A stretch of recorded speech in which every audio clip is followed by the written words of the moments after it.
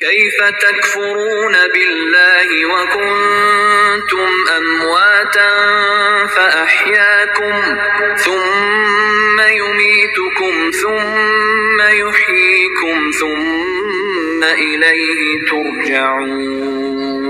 کیف تکفرون باللہ، تم اللہ کا انکار کیسے کر سکتے ہو؟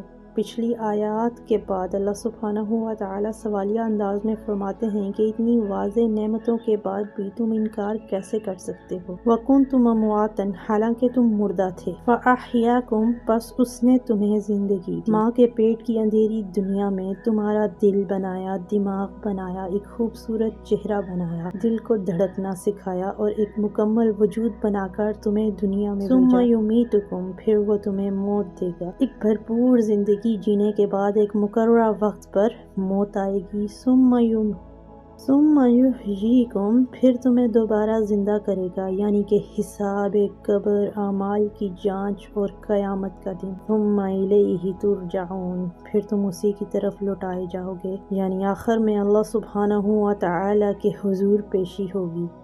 یہ آیت انسان کو یاد دلاتی ہے زندگی بے مقصد نہیں ہے، انسان کی زندگی کا انجام واپس اللہ سبحانہ و تعالی کی طرف جانا ہے۔ نعمتوں کو جھٹلانے کا نام ہی کفر ہے۔